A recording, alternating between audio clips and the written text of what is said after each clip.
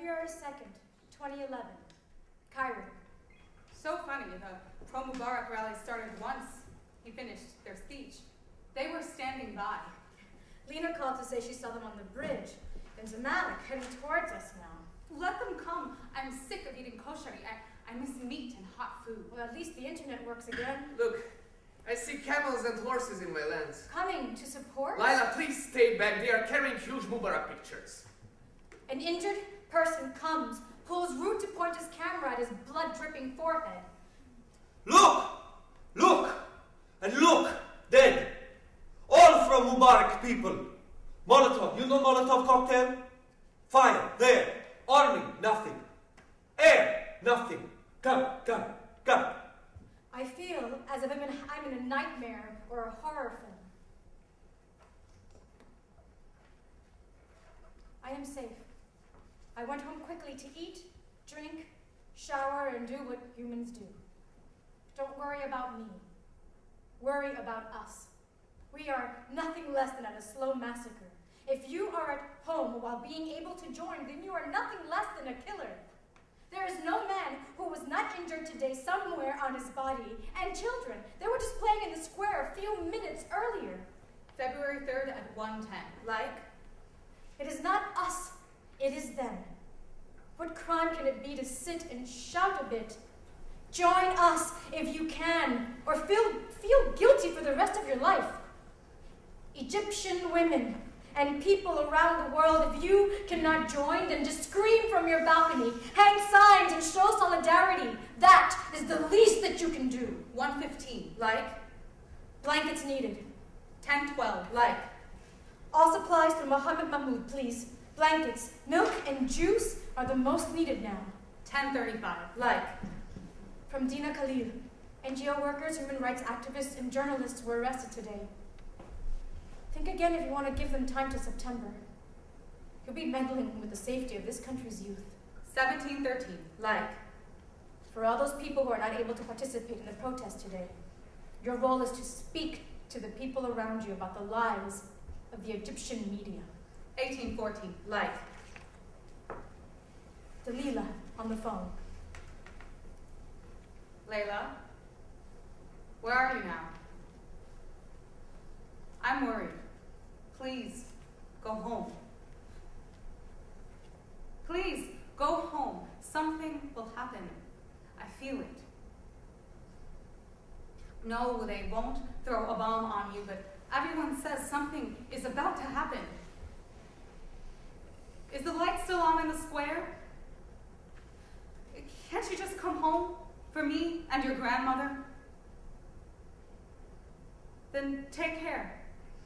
And keep calling me anytime. Don't worry. I am home now. This is the last update for me before I leave the house. Downtown is safe. Do not carry cameras or large amounts of food or medical supplies. See you there in Tahrir. Little Tahrir. February 4th at 10:54. Like? February 4th, 2011. Cairo. It is not the army. It is the army, not the police. Maisara is only one of many similar experiences happening all day yesterday and the day before. The army must be pressured. There seems to be a coordination between al-Mukhbirin, whose presence we are all clearly conscious of, and the military police. But worse than this is the fact that they are starting to infiltrate into civilians, those being turned into pro-Mubarak thugs, and others that form in popular committees. What can be done? We need to spread this to international organizations to pressure the army. And we need ourselves to find a way to communicate to the popular committees and civilians whose sympathy and solidarity we're losing. I just walked into the square and heard two army personnel talking to each other, saying that we have clear instructions that all has to go back to normal by tomorrow. This has to end by tomorrow at most. We need to strategize and act quickly. Well, can't we start a media campaign against the army? Everyone thinks that's a bad strategic step at the moment and will turn people more against us. Fuck politics. But why do you think the army soldiers were so cruel? Maisara's impressions are that the military itself is somehow brainwashed to think that this movement is driven by conspirators from various international origins, and that they're hungry for information. But also that some of them were sympathetic. He felt particularly when more than one soldier beat him up at a time that some were pretending to beat him. However, he also noted that others were given clearance to beat up with no mercy. Home. And safe. Finally washing my hair. Heading to the square again tomorrow. For now, good night. February 4th at 22:31. Like? February 5th, 2011, Cairo. Do you hear the gunfire? Morning. Lots of updates. Human rights activists are still kidnapped, and any intellectual or educated-looking person on the street is taken and interrogated by the army for 5 hours as an average. And normal citizens in the square are lying down in front of the army tanks so they don't remove their humble barricades that have managed to protect them from any violence as the massacre on Wednesday. Me? Home. For now. February 5th at 10:12. Everyone, please come to the square. I know roads are dangerous, but there it's safe. The more we are, the safer it is for everyone, and the sooner this will end. 13:36. Like? February 5th, 2011, Cairo. Do you know the safest way to walk into Tahrir today? The Lahab Square is ours today. The popular committees are controlling the whole area. Yeah, but are they with us or with them? Us. With us. I usually walk through Falaki Square, but Farah got attacked with her husband there today. Boys on motorcycles. Thank God a grocer who knew them hid them in his shop. Don't worry. I know all the committees around. I play football with them. From Dina Makram, a Coptic Egyptian.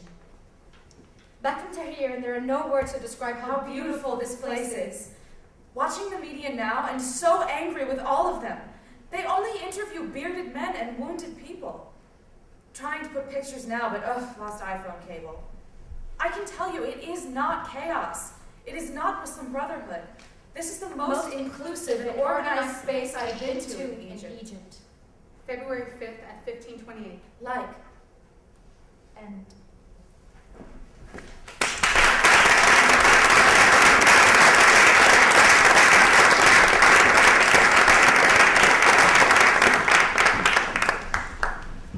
From Laila Soliman's Tahrir Square play. It was a great excerpt. I was really struck by the fascism that we all live in within the fascism of language. The language in this case is the fascism of Facebook, which allows it builds the structures linguistically so we all like. There is no room in Facebook for hate or for love or for need or for want, but we are all allowed to like whatever we wish. I'm now delighted to introduce Carolyn, who is going to do a monologue from Lasha's Georgian play. Carolyn? Oh, sorry. Carolyn. I'll be reading an excerpt of Solomon, who's the dead president, who's one of the many ousted, deposed presidents from Georgia. He's in a bunker with all the other deposed presidents, and he's making an address to the nation that deposed him. I was your president, and was really hurt when you overthrew me.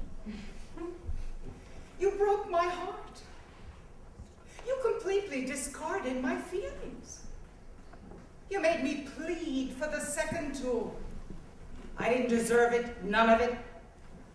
It was me who put lights along the way to the lake. And if you look at my biography more carefully, you will see that I resigned 3 times, not less. First time, it was when I left the post of the General Secretary as a result of my party colleagues' rebellion. The second was when I left the post of the Agricultural Ministry of the Soviet Union. And the third when I was president of independent Georgia. You knew all too well I wouldn't cling to my chair, but still, you overthrew me. However, there were a few loyal people, mainly intellectuals who begged me on their knees not to step down. Had I been more stubborn, I'd have stayed for a 4th term. It can easily be said that I gave the power to my enemies on a silver platter. My late husband told me not to shed the blood of my countrymen. He said, toss a bone to the hungry dogs and just come home. So I did. I was the same, materially poor, but dignified when I left. But you never learn your lesson, and never will. It's all of you who should be ousted, not your president. And if there is a God, he won't forgive you for overthrowing me.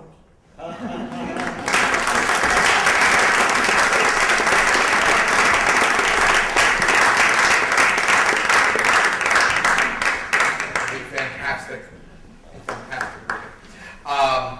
And next I'm introducing... He wasn't. And next I'm introducing Mahmoud Dowlatabadi, an Iranian novelist, and Hamid Dabashi. Yeah. Okay. Dabashi. His translator, who will be reading from a section of Mr. Dowlat. I'm so sorry. Dowlatabadi. How am I doing? As you said. Yeah. I know what it's like. You're like, it's not such a great review. I understand. But he's going to read a section of Mahmoud's work here from this stage.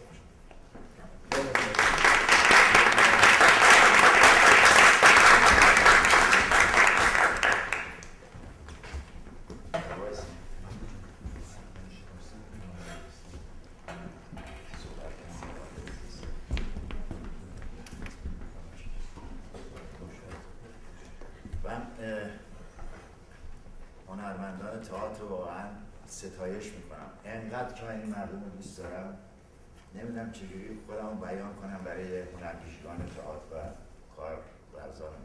There's so much love in me for people of theater that I can't even put it into words.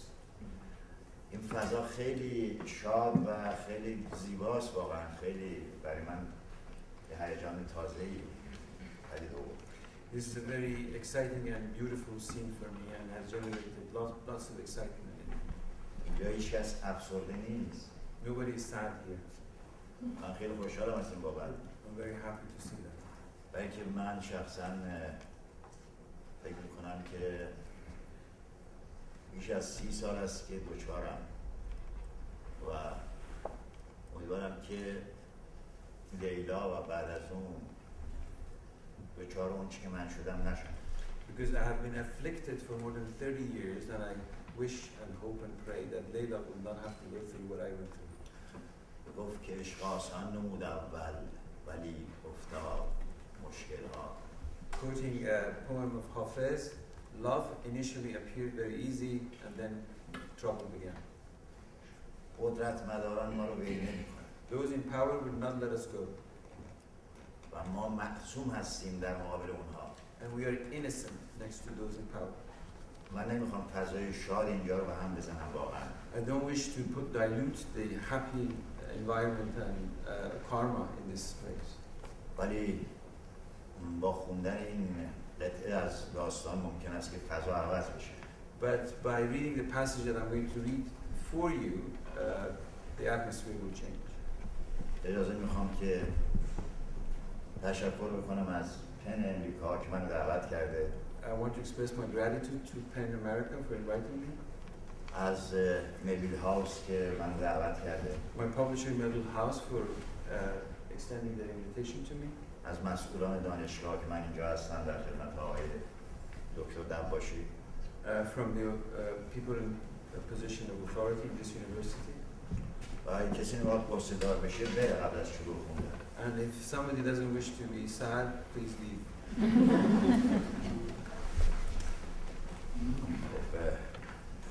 باید یاد بکنم از آرتور میلر که آموزگار همه ما بود در تئاتر. I wish to recollect Arthur Miller, who is our teacher in theater. من خواهش کنم که آقای پروفسور دباشی ابتدای قطعه رو بخونه به انگلیسی که شما در فضا قرار بگیرید بعد من به فارسی می‌گم. He wishes for me first to read the translation and then he will read the original.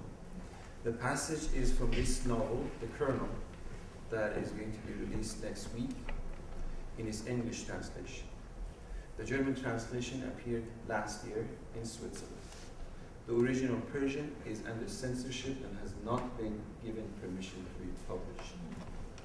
So this English translation is actually from a non-existent original, meaning the original is only in few copies that he has not been published. And here is the passage that he wishes for me to read in English, and he will read the original. I don't exist. I'm nobody's child. I belong nowhere. I exist only to deny my existence. My final trick will be to choose the manner and time of my own death so that others will have to take to their graves their wish to kill me. This is the only way that I can take my revenge on the horror that has engulfed us. It will also be my revenge against myself, for I worked for the glory of the revolution, committing all kinds of crimes in its name.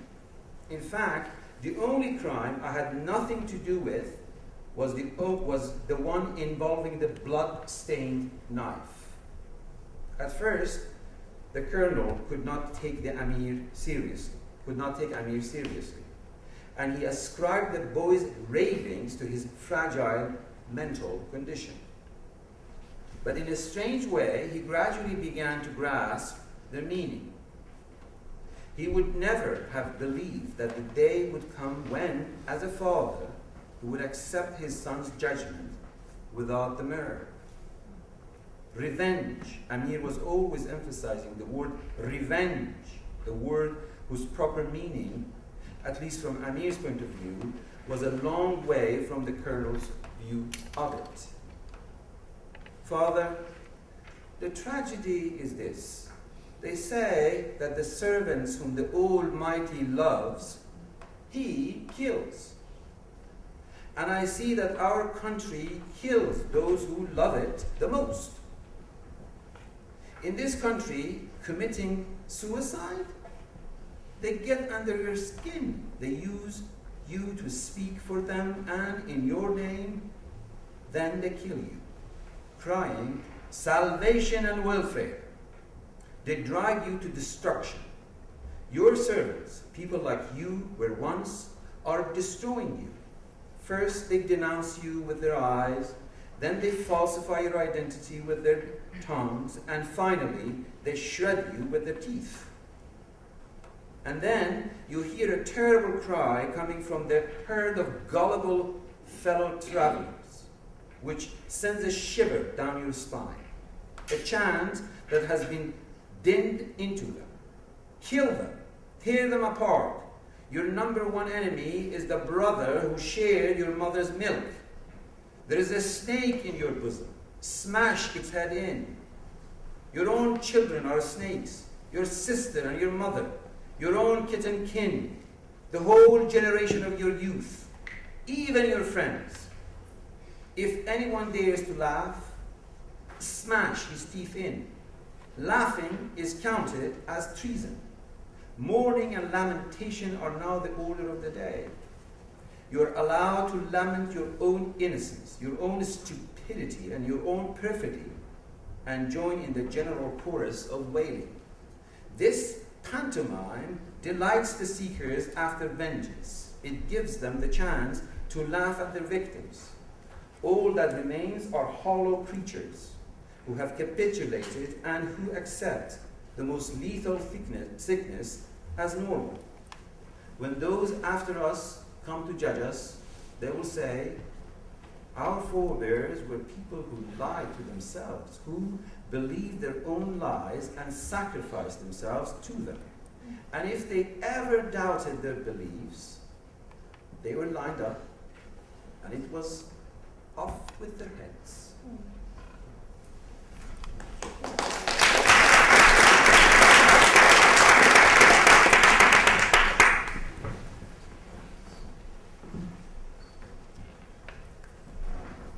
من نیستم. من فرزند کسی نیستم. من اهل هیچ سرزمینی نیستم و اگر میبینید که هستم فقط برای این است که بگویم نیستم و هنر من فقط این است که مرگ خودم را در اختیار بگیرم تا دیگرانی که آرزوی کشتنم را دارند این آرزو را به گور ببرند. این تنها کار و تنها انتقامی است که من میتوانم از این انتقام موحش و موهن بگیرم. همچنین انتقام از خودم و اون همه گوهی که در ستایش روند این انتقام عام و جمع در روند این انتقام عام و جمعی خورده‌ام.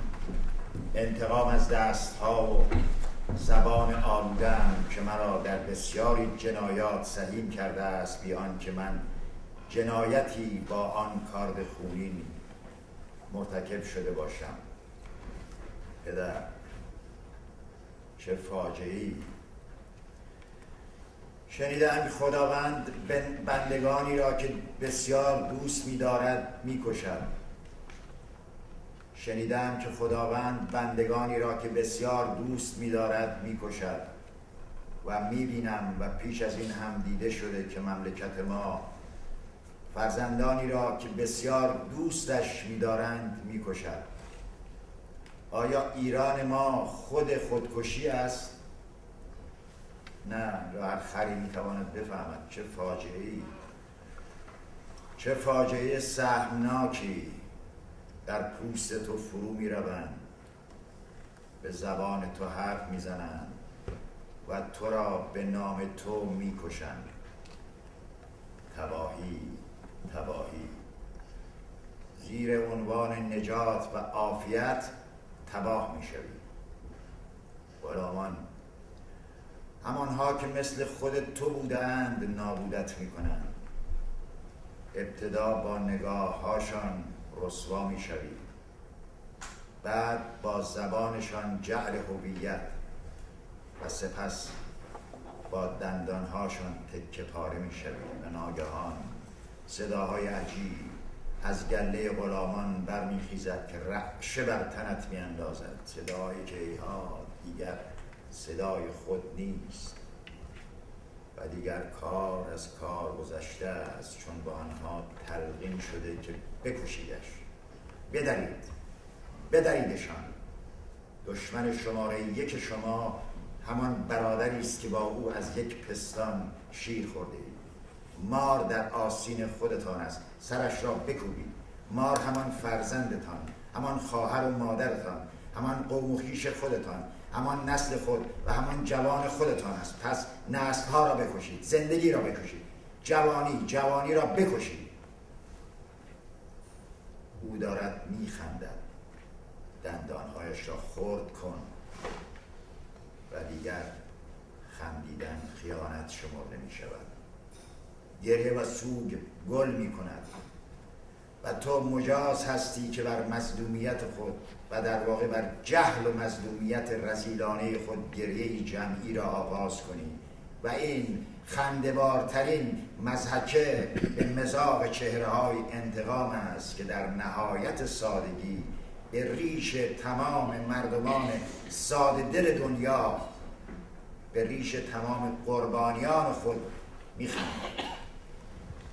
ما در ابعاد نسل‌ها داریم از پای در می‌آییم و از کلیتمان جز وجودی تسلیم و تباه شده، وجودی پذیرای مرگبارترین آرزوها و امراض باقی نمی‌ماند. بنابراین اگر آیندگان بخواهند ما را داوری کنند، اگر به آیندگان مهلت داوری درباره گذشته خود داده بشود، خواهند گفت نیاکان ما مردمی بودند که به خود دروغ گفتند، دروغ خود را باور کردند، در راه آن قربانی شدند و هنگامی به باور خود شک کردند که یک سر قربانی شده بودند و دیگر سری به روی شانه‌هایشان نبود.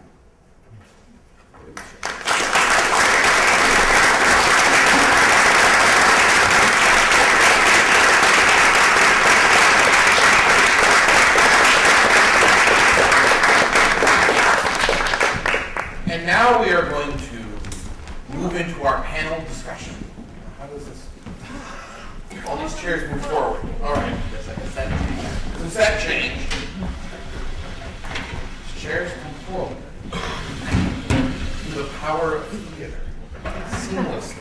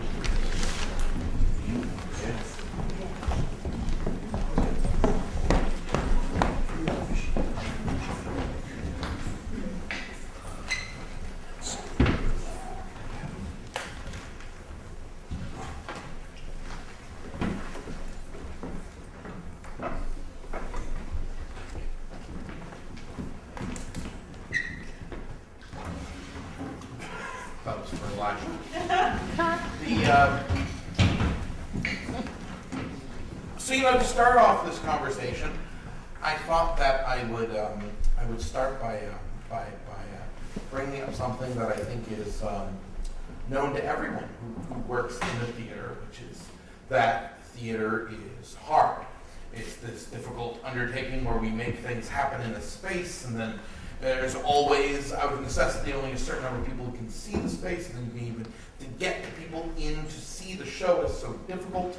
And then you do the play, and then you work so hard, you spend years writing it, and the play is performed, and it is terrible.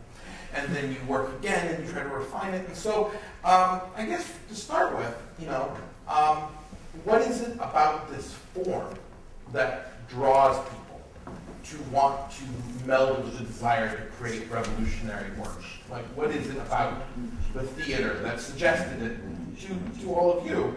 Why do you see those two things together? Can I just ask something? Yeah. Would it be possible to think of not talking about revolutionary work, but let's say political work or theater of politics? Okay. Because I think it would just make the conversation easier. Sure. Or I don't know the other. The same question with the word political in the place where revolutionary was.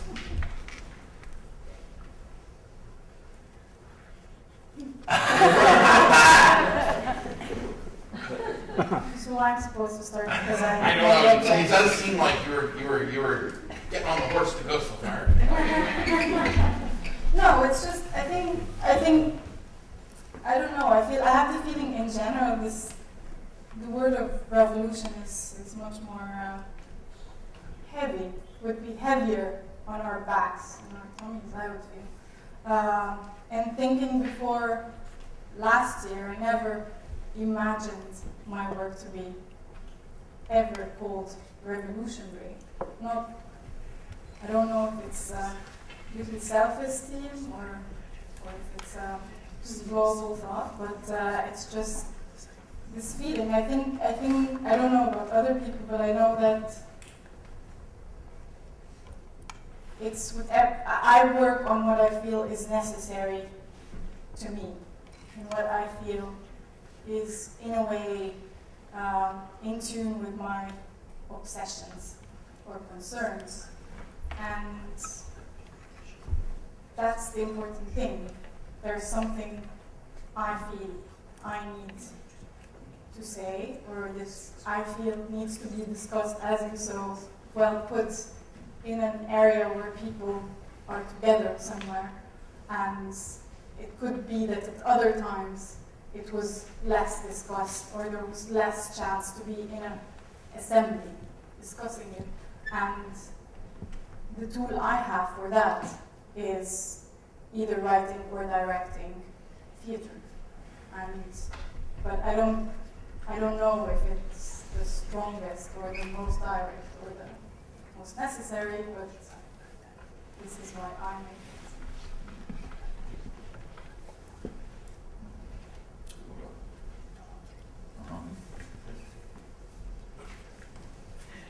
Would you, if you could go back a year before all this talk of revolutionary things happened, would you prefer your work, like if people were running out saying your work was one thing or another, and there might be a universe where you wish they would not say what your work was at all, but would you rather be a political playwright, in other words, sort of seeing yourself as part of a system of politics, or would you rather the work be seen as revolutionary, if you have to choose one road or the other, if you got to influence which way the work was seen? I don't know if the same definitions work in English as in German, but in German there is very much the distinction between like political theater and theater of politics, or I don't know how to say it in English, but there's this issue of, do you make something that is in direct response or part, as you put it, of the political system, or do you make something that in discussing politics that is not exactly the same as the system? And I think that's where I put myself. So neither in the system of politics, neither in the revolutionary area, but in looking for the other meaning of the political rather than the politics or the system. Well, maybe here's a good jumping off place, because one way of framing that might be to say that there's sort of these two strands of theater that's about the world around us that we use a lot in the American theater. We often talk about theater that is sort of documentary theater, which covers a lot of ground, but generally about documenting the world as it is in different ways. And then there's sort of activist theater, which you could argue is a type of documentary theater, but is more concerned with changing the circumstances, one could argue, that are being documented. What about people here? Where do you feel like you sit on that spectrum between activism, where you wish the work you make to create or ferment or generate change, and the documentation of things, and really you see it more as an archival act, or how would you sort of, where do you think you sit between those two places? I found myself finding it a slipperier slope than I realized it was, or at least it's perceived as a slippery slope. These two recent things I've been involved in, one of which is this interviewing people in Occupy and presenting the interviews in fairly informal formats. It's crucial, I think, to say, in a much more cabaret kind of environment. And then before that, working on this piece at Atlantic Yards in Brooklyn about a major development in which the questions of sort of power and eminent domain were addressed, in both of which cases I knew exactly which side of the politics I stood on by the time I was, especially after doing the interviews, but at the same time was not really interested in the question of what was being made versus was I participating in the actual protest became a very, in both cases actually really interesting, because people involved in protesting got angry at what I was doing because they wished it that the theater that was being made was directly a form of protest, more overtly so, and then people who were not part of it felt that it was clear that what I was making was completely part of the protest. So it was kind of a lose-lose situation in a very interesting way. I think both of us, I think, have experienced, the New York Times has developed a real obsession, the theater, the arts section, but it's particularly covering theater, about reality-based, or whatever you want to call it, theater, following some rules of journalism that I'm not entirely sure what the New York Times thinks they are, because almost every time they bring that up, the article then has many retractions the following day. But there has become, I think, a kind of obsessive thing about whether theater that is a form of a very large idea of what journalism can do, which is journalism can create a fiction that is very important and real, and journalism does create a fiction that is important and real and based on research or interviews. I mean, anything is it's all a kind of narrative. And the question is, what are the rules, I think, and what are the venues, and what are those things? I think we're all trying to figure that out, right? I don't know. I think the questions as to what this is are. Maybe everyone else has a completely different point of view from what I just said. It's me, Jojen, sorry. Was I so good? If you help me. Yes.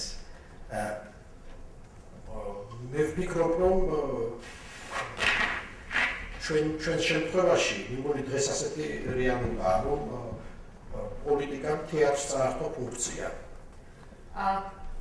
He thinks that, in his opinion, politica took the role of theater. Function of theater, taken by politics. Ყოველში საქართველოში ეს ასეა. At least in Georgia, it's like that. იმიტომ რომ პოლიტიკოსები თითქმის ყოველ დღე რაღაც ისეთ პერფორმანსებს აწყობენ, რომელსაც თეატრი ვერ ეწევა. Because every day we are observing politicians doing performances which theater can follow. ეს მართლა რეალური პრობლემაა. It's a real problem. ხალხი სამსახურებს გახსოვს თეატრში ამის გამო. People are losing jobs in theater because of that. საქართველოში.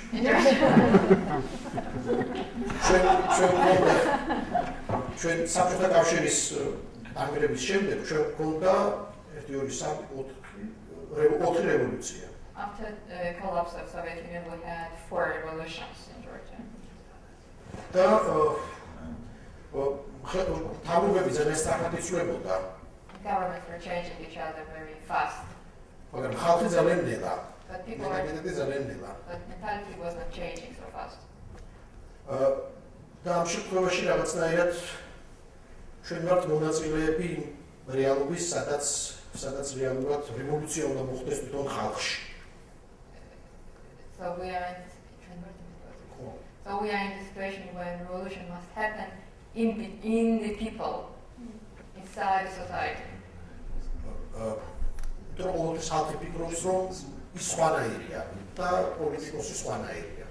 Because people think that they are different and politicians are different.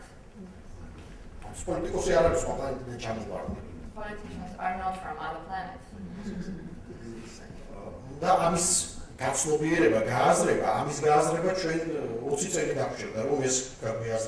So we had the past 20 years to think about, to come to this point that we need change. თუმცა ამის დროზე ვფიქრობ, რომ რეალური რევოლუცია, საბჭოთა კავშირის დანგრევა დაიწყო სწორედ თეატრიდან და ლიტერატურიდან საქართველოში. So he thinks that the real revolution 20 years ago started from theater, from the literature. In Georgia. Soviets. So და ასევე დღეს რეალობა, როდესაც ადამიანები საქართველოში ყოველ შემთხვევაში ცოტა არ იყოს სკეპტიკურად არიან განწყობილები პოლიტიკური რევოლუციების მიმართ. So today in Georgia people are skeptic about the political revolutions. ჩვენ კოლექცია გვაქვს რევოლუციების. We have collection of revolutions.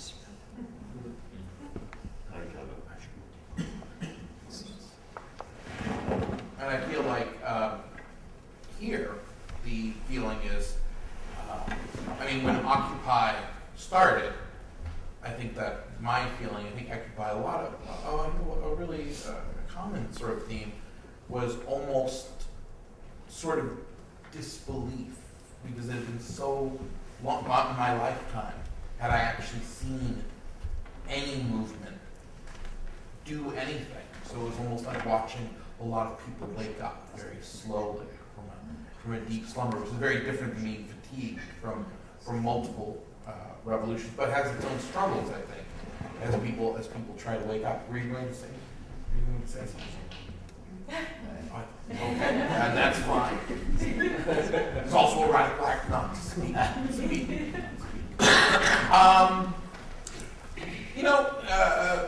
Trying to get this thing, we're talking about work that's political, work that's engaged with the world.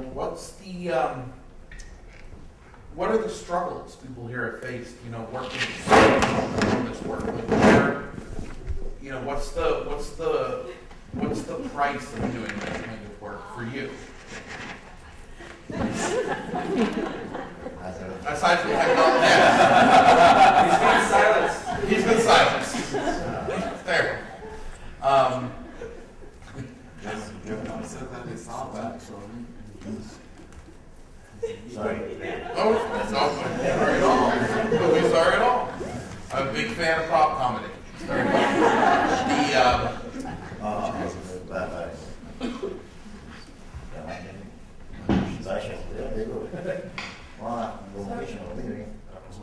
Can you just repeat what you had said? Yeah, I just sort of opened the door to, we're talking about doing political work, and at least here in the States, there's a real bifurcation between like political work and I would almost argue there's political work and then there's everything else. Like I've experienced certainly in my career, I've been warned multiple times that I was walking down a dark road that I would never return from because I was making the terrible choice to do things that were about things. And then I steadily did things that were more and more about politics and more about the things in our world, and then I committed the ultimate sin, which is, actually asking people to do something, which is just like, wow. From some, not all of my colleagues, but some of my colleagues really felt this way. And I was just wondering about your experiences working with politically charged material. Like, do you have colleagues, other artists who make different choices, who aren't working that way? And why do you feel called to this material, to these stories, but they often come with a price. And I was just wondering if anyone wanted to kind of wrestle with that or talk about that. There are a lot of prices, I think. I think there's a price either way, but I can say there is the price you pay within your context. So if you choose to do the work, then there is the possibility that they claim you're jumping onto the wave and trying to be sort of, how do you call it? Not an exhibitionist, there's another word. Opportunist. In a way. And then there are the people who decide to interpret also as a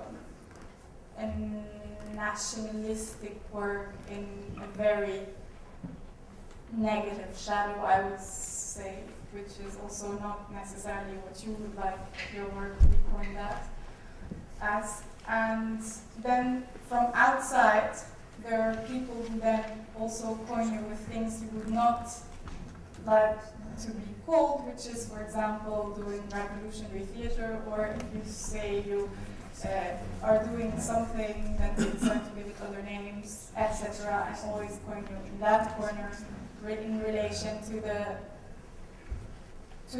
political events, not as you would like to call them, but as they are portrayed on most media channels. So I think there is definitely constantly those things that you would want to avoid that happen to you if you do that for any other reason you decide on personally. That makes sense. And I'll make you a deal. You can call my work revolutionary, and you can have whatever time. I'm just sorry again about the revolutionary thing. It's a title of the evening. Yeah, I thought I was just riffing on the title of the evening.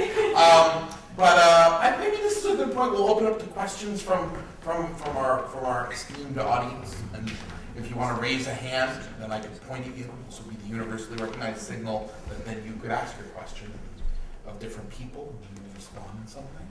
Yes. I'm curious with this discussion of revolutionary versus political. Are you? Take the mic. Oh, yeah, sure. So you can get it recorded. Absolutely.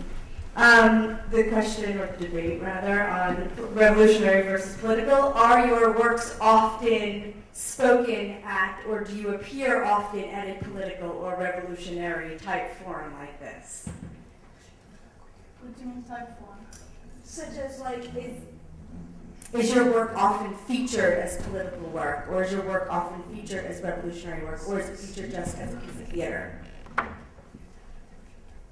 Well, for me, I mean, my work usually appears in a theatrical context, but then some of the work I've been kind of dragging politics toward the theater, so there's actually action sheets and things you can do, and then I've performed some pieces at different Occupy events that were built for those events. So that's where I am. I'm sort of like somewhere between where when it seems like it works, I bring the art to the protest, and when it seems more appropriate, I try to bring the protest toward the art. What about anybody else?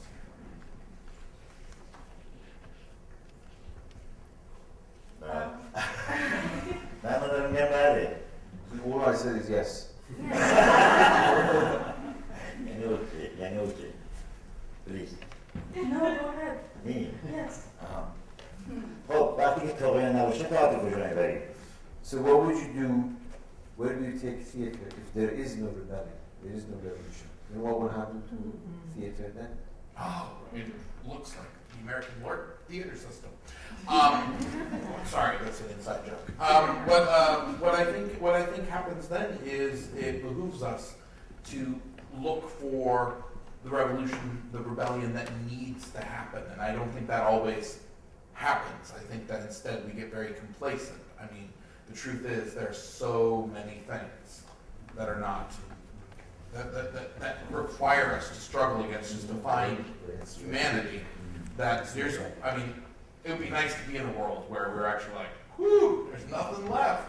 But I think there's always something.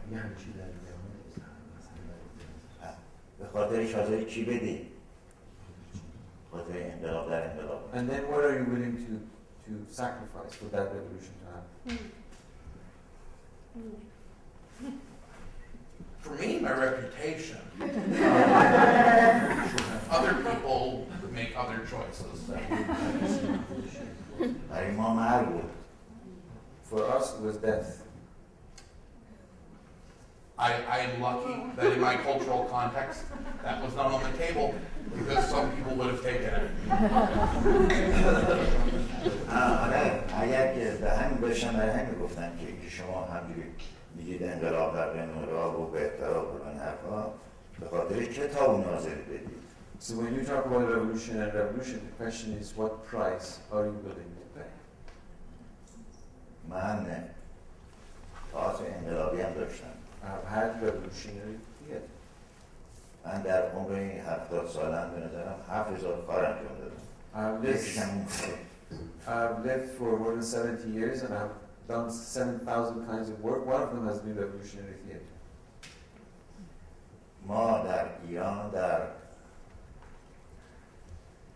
10 سال قبل از انقلاب خواستیم که تئاتر مستقل داشته باشیم. 10 years before the revolution, in 1979 revolution, we tried to have an independent theater. همه ما جوانان بسیار خوش‌نیرو و آینده نگر و بسیار خوشبینی بودیم. We were young, progressive and optimistic. و معتقد بودیم که تئاتر میبایستی از حکومت جدا باشه و با مردم مربوط بشه. We thought that the theater has to be away, separate from the government and connected to the people. موفق شد.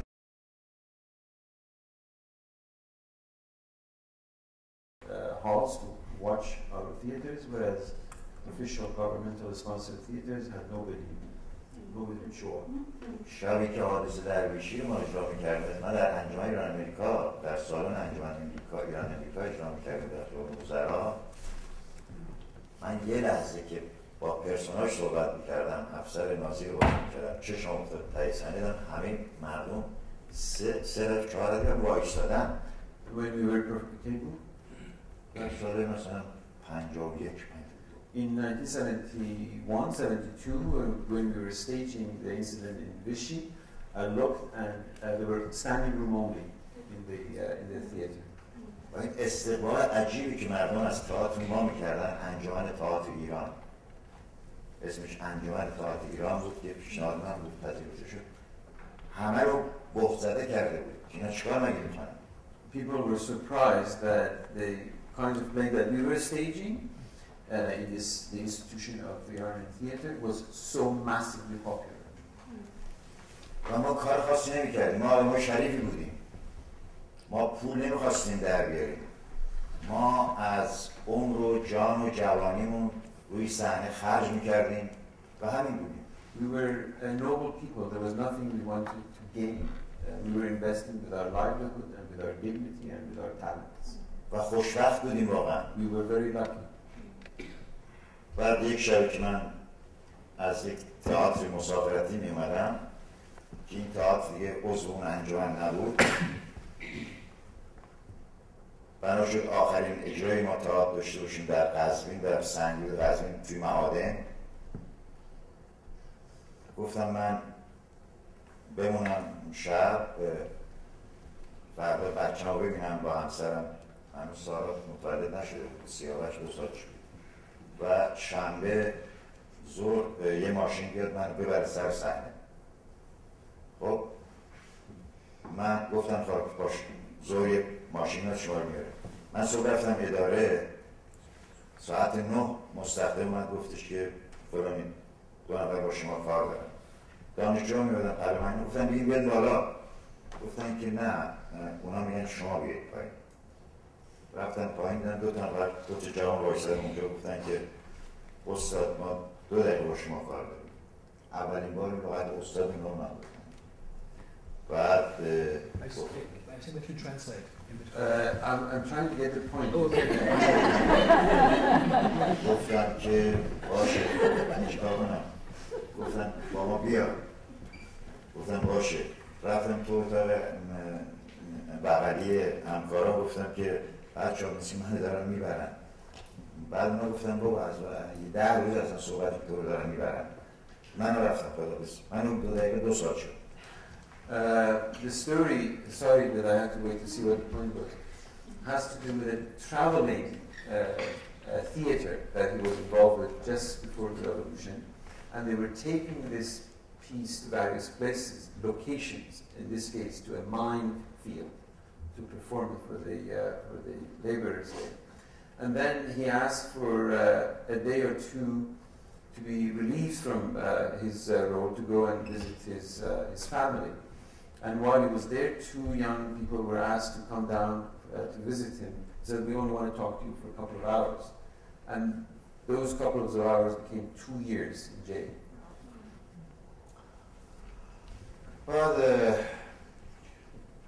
بعد 2 سال برادم بیرون و اتفاقی افتاد، به علت اینکه فضای گروه تئاتر انقلابی بود، 3 ماه قبل تمام گروه رو بردن زندان.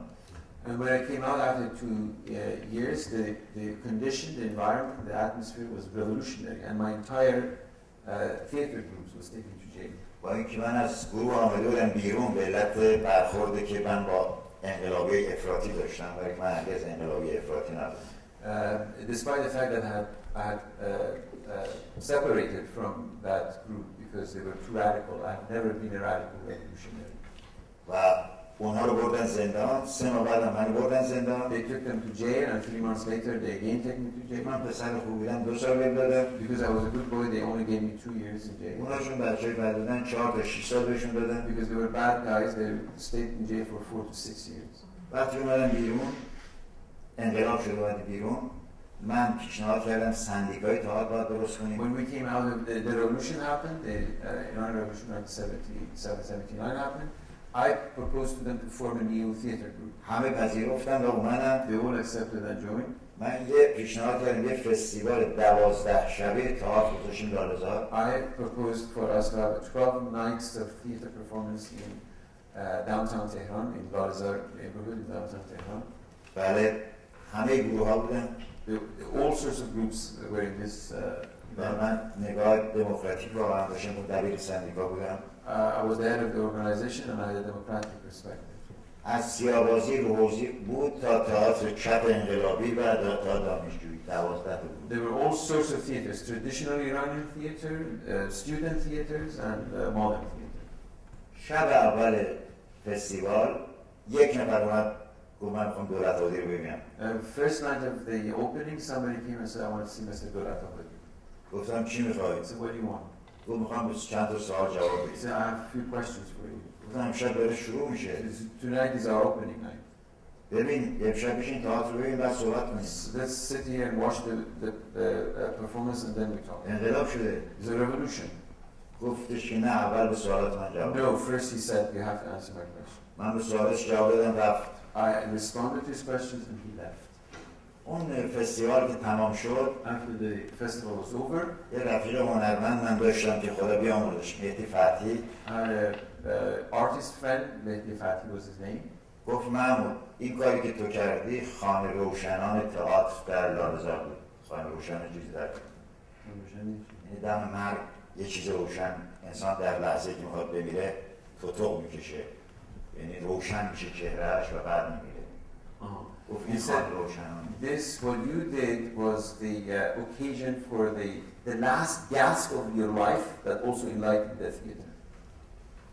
بعد از اون که اون تئاتر ما اجرا کردیم اونجا به 6 ماه نکشید، یک سال تمام اون تئاتر رو خراب کردن. 6 months after that night, those 12 nights, the entire row of theaters were destroyed.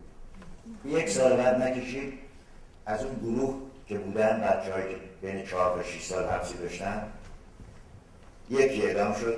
Within a year of those initial group, one was hanged. یکی مهاجرت کرد. One went into exile. یکی مهاجرت کرد. Another one went into exile. بقیه متفرق شدن. The rest were dispersed. و من موندم برای که شب آخر همه دوستان بیاش از من خداحافظی کنن برگرد بیان. I stayed there just for others to come and say goodbye to me. انقلاب شده بود، جنگ شده بود.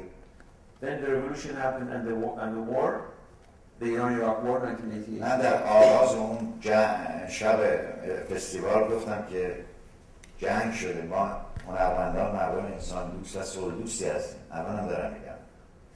ولی حالا که دارن به ما حمله میکنن، بنابراین ما آن مطربانی خواهیم بود که در خون برقصن. این با رقص مهدی مصری بود. اوپنینگش با رقص سیاه مهدی مصری بود. با وجود این گفتیم ما این تئاتر رو حاضر بریم پشت جبهه، قبولم نکرد.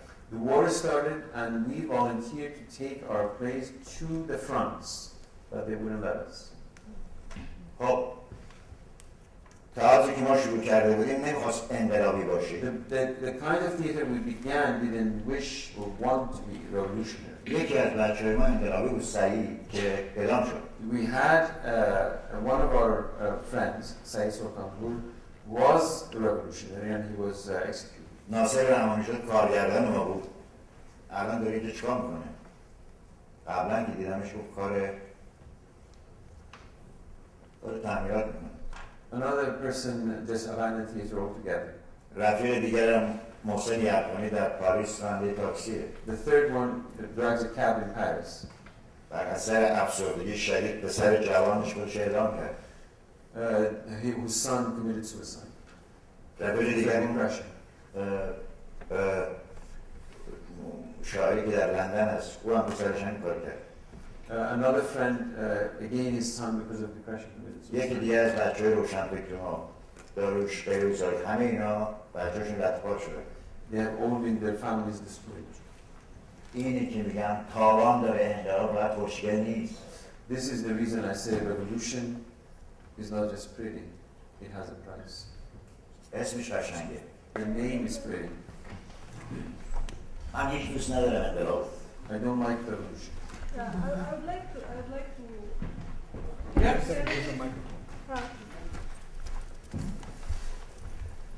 The gentleman here talked about revolution, Iranian revolution, and now we are talking revolution in Egypt. And what about when the revolution be against revolution, be against revolution? I mean, we call the Iranian Revolution, and the Iranian Revolution was persecuted art and artists, and the same in Egypt can happen in a few years now.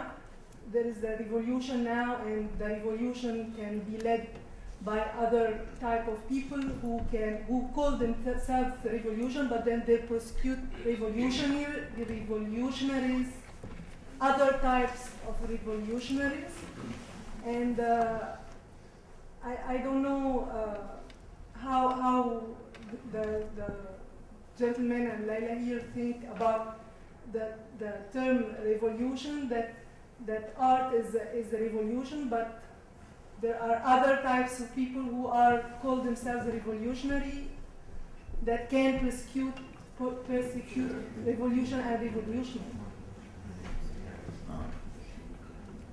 بله بله.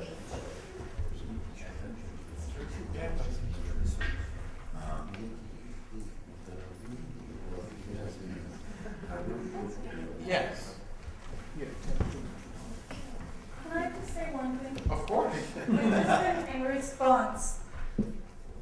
Because now we carry this load of one, the Iranian example, plus when we first started in any kind of activism, there was this load of the experience of the 68 and 72 and 79 generation. And this is why I think it's very interesting that we're in the same room, because when I created my last pieces during the last year and a half, I would get calls from artists from your generation and warning me that it's more important, for example, or why are you so obsessed with the military and their violence and not with the Islamists? Look at Iran. But I think there's a very substantial difference now all around the world, as opposed to anything. If we compare those political revolutions against systems and dictatorships, let's say in the Arab Spring, compare like in relation to movements like Occupy in other parts of the world, it can be very much also seen in comparison to the 68 movement, which happened, or in the 72 movements, which happened in systems against certain dictatorships, but again, in Europe and in the West, in relation to in comparison to the student movements that happened there. There's a very strong difference in terms of the clarity of ideology, and thus also the way of working. 68 or not? No, like the difference between, for me, as a person from now, and comparing with the generation of my father, who was born in 28, for example, and the generation of my father and people younger than him, is this clarity of vision and ideology, even if not everyone was a communist, but there was somehow more clarity in terms of what the world should look like, or what a good political system is, or what revolutionary art is, or what political art is. And I think this is why now, for me, it was such a problem with the term revolution, because even when people from the outside call something revolution, there is constantly still this debate about the term revolution, because the revolution is not what it was defined to be, even in political science from the past. And the question is that now, for us, I think that art with political or socio-political focus has a more questioning nature than a decisive nature on what exactly the word should look like. I think people all over the world know what they don't like, but there isn't this firm belief that existed in the past of what it should look like. Maybe the یه نکته وجود داره اینجا که من باز توضیح بدم به عنوان صحبت لیلا، این است که there's a point about Leila's position which we should clarify. این است که وقتی در کشور ما انقلاب شد اولین سیدی رو تو گوش تئاتر زدن. When in our country the revolution happened, the first slapping was into the face of theater. برای که همه هنرهایی که با اقتصاد و پول سر کار داشت و دولت میتونست بپردازه همشون رنگ عوض کردن. یعنی شدن مثل سیستم. Because any other form of theater that was financially dependent on government immediately assumed the color of the ruling regime. ولی هنرمندان تئاتر واقعا یک لحظه احساس کردن که توی اون کنج گیر افتادن و دارن تابون چی رو میدن. And people in theater felt cornered into a cage, and they didn't know what is what have they done wrong. When you said that what kind of revolution is it, that some revolutionaries dismantle other revolutionaries. تنها ویژگی زشت اسم انقلاب این است که هر کسی میتونه انقلاب باشه وقتی لازم. In fact, the real ugly thing about the revolution is that anybody can call himself a revolutionary. شما در انقلاب هست که هیچ اندیشه‌ای رو نمیتوانید بیان بکنید برای اینکه جسم و غریزه پیش میتازه. It is in precisely the revolutionary condition that thinking takes a backseat because body and instinct leads. و اون کسی این توده در هماغوشته رو میبره که بتونه دروغ لازم بگه. And the person who can lead this mass is the person who can tell the appropriate lie. که همون حقیقت. Which is truth. I think we have a question over here. Yes, I'd like to step back a little and take a longer view about this. The first book that I published more than 50 years ago was called The Theater of the French Revolution. This is a subject that has interested me a great deal over the years. And I think that I'd like to make a couple of observations. One is, it is certainly true that there are certain features of revolutionary action that repeat in most revolutions. You've just spoken of some of them. That is, very rarely does anybody give up power eagerly or readily. They resist. They resist with whatever weapons they have or whatever organization they have, and that sets into position a certain dynamic. Revolutions usually go through a pretty ugly period. The Egyptian Revolution has done pretty well compared to others at this moment.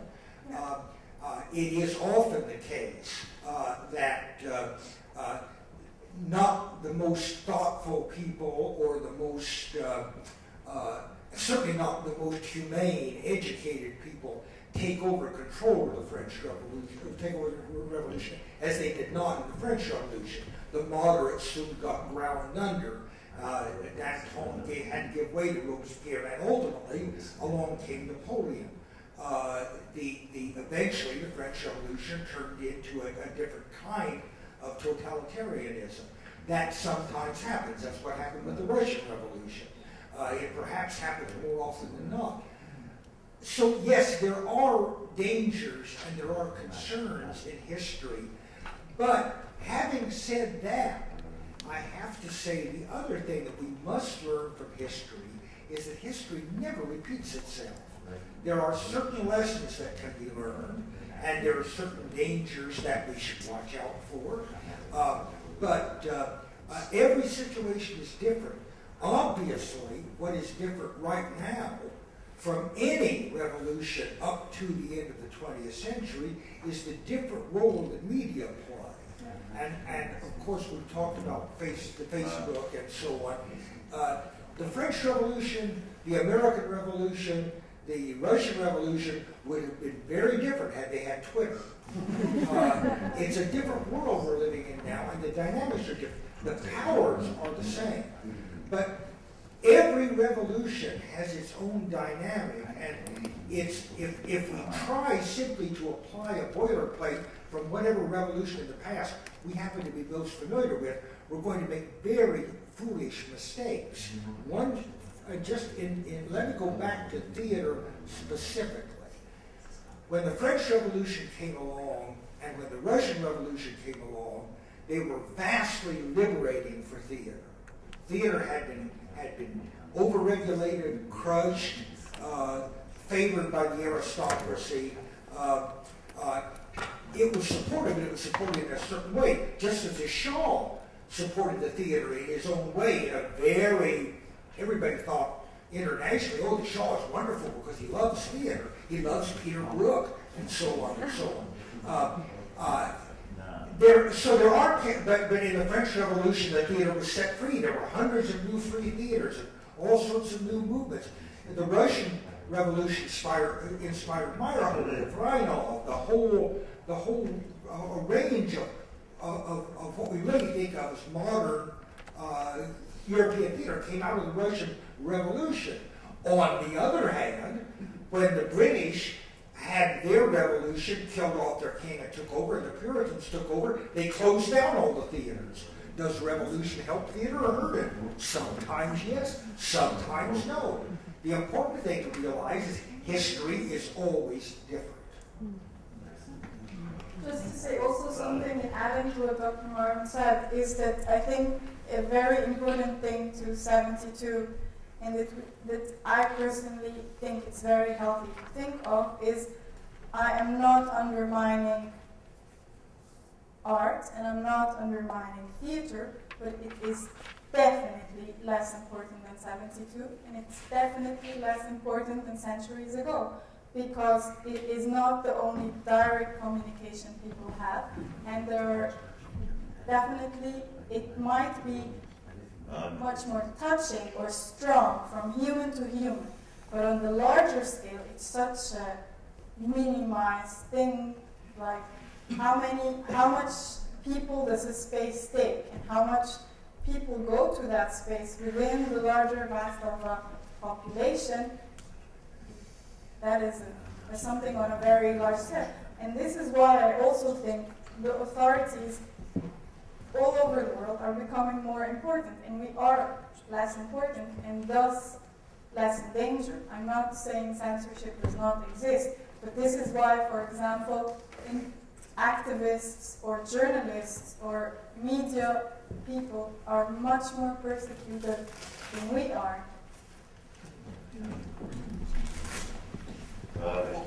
I think that maybe one more question. Just quick, that's short. Yeah. I'd like to ask the Americans on the panel, within the context of what we've heard from people internationally and the risk that of putting their lives on the line, would you, if we weren't fortunate to live in a country where we have the freedom of speech, would you put your life on the line for the topics that you approach? Oh God, really? Because I don't know. I assume so. I'd love to say yes, but does anyone yes. I don't know. I think I'm probably lying. I suspect I'm very weak-willed. Does anyone in this room who has not been in that position have any idea they would respond if put in that position? Who has not been?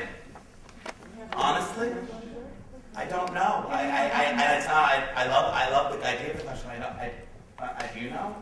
No, I don't really. I believe you're slightly stronger willed than I am, but that is not. I don't know. I do not know. I'd probably run the other way and do terrible things. I mean, I know. I don't have that faith in myself. I would probably say in the theater, I don't know what to do with it. Well, is it good, or is it that I don't know what to do with myself if I'm not doing it? And also I'm fairly fatalistic and moderately suicidal, so it makes it easier because I have a pronounced sort of appreciation of that. But I agree with you completely that we don't know. We don't know how anything is going to turn out until we're tested. It's very hard to know what the world's going to do to us until all of a sudden it's happening to us. Maybe this is a wrapping up moment. I was thinking we have a song. Do we really think this song is going to be a good idea? I think nothing more important than writing fantastic topics. Do you really think so? What's the name of the song? Excuse me, Mr. Dowlatabadi has something to say. Yes. That me? Yeah. نکته بسیار جالبی که ایشون اشاره کردن. They're referring to your comments about the difference between revolutions. اون که من گفتم تجربه خود کشور ما. I spoke about my experiences in my country. یک چیزی در انقلاب که ما بخوایم چه نخواهیم نمیتوانیم انکار کنیم. اون جبره. There is one thing about revolution that we can't deny, and that is force, absolutism.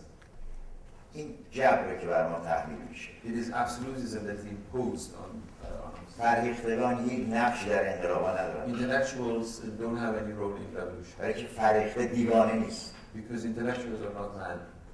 به همین جهت میبایستی به همین جهت فرهیختگان، اهل نظر، هنر، ادبیات میبایستی ناظر بر واقع باشن. And for that reason, intellectuals, thinkers, philosophers, theorists have to observe. و اگر که باور کنن یک طیفی اونها رو ساپورت میکنه، از یک جمعیتی حمایت میشن، باید توجه داشته باشن که بازیچه شدن. And if they think there are forces that are supporting them, they have to understand that they're being manipulated. من از زندگیم اصلا پشیمان نیستم. I don't regret my life. من گرایش‌های دموکراتیک داشتم، اصلا پشیمان نیستم. I don't regret the fact that I've always had democratic inclination. براش زحمت کشیدم. I have struggled for it and I'm very proud of it. هرگز اجازه ندادم که بازیچه سیاست مداران بشم. But I have never allowed myself to be manipulated by politicians. خیلی متشکرم. That's the way Well, I think that actually creates a beautiful Ouroboros, because of course I don't know if I mean I think those are very provocative and fascinating things for us to grapple with, but there is no doubt that, as I opened this with, we are the people who are here at this event discussing as intellectuals while people are protesting in the streets. So I would tend to support your assertion there right at the end. I think that this is a wonderful place for perhaps segue to the song. I don't know that the song is called Consensus is Hard, which I think we can come to, except that we have determined that we have a lot of issues toward revolution, and the one thing I know for certain, and I'm going to say, I'm going to let it sit there as my political statement for the day, nothing good ever comes from the Puritans. With that, oh God, I give you my college thesis advisor would so disagree with you. I'm sure, very excited, but they're not here. This song is called "Consensus is Hard." It's based on a woman that we interviewed. This is after they kicked them all out of Zuccotti Park, so it's post. And she curses a lot. I just warn you, there will be a lot of cursing. What is the message? I wish I could answer that question. I really do. I would like for there to be a message. I think lots of people are working on that. A lot of haggling and going back and forth about verbiage, and there's all these different and I kind of hate the freedom of options. That's one of those things. One of the things that infuriates me about Occupy Wall Street that I'm trying to deal with in a humorous way, or to have a sense of humor about myself, is that I recognize that I'm a fascist. Like, there's a part of me that is a joke, then there's part of me that's really law and order and getting shit done, and enough of the bullshit and a nonstop verbal vomit. I fucking hate that. It drives me insane. If we could say we want 5 things and period, end of story, and we just shut up. And there are people within the movement who have very solid, specific ideas. It's just this process of coming to a fucking consensus. Consensus is hard. It's fucking hard. I think a lot of people feel like it's impossible, but that's because of people's limitations. I feel that if you could go to anyone and say, would you like to see the money taken out of politics, I feel the answer would be an overwhelming yes, you know what I mean? Would you like not to have child slaves make your fucking iPhone? Some people would be like, yes, I'd love a guilt-free fucking iPhone. The answer is yes, so it's a matter of how do you wrangle and herd all of those cats? I feel on the one hand, I feel, does it really need to be said? Isn't it clear? Is it not clear? Is it not clear that we've sold ourselves to China and fucking gave our dogs away to India and whatever else enslaved entire nations? Is that not clear? Is not clear that school is too expensive and it's essentially bullshit, and that your master's degree is a fucking crock of shit? Right? So it's really, it's a process. Which is fantastic, but also takes forever.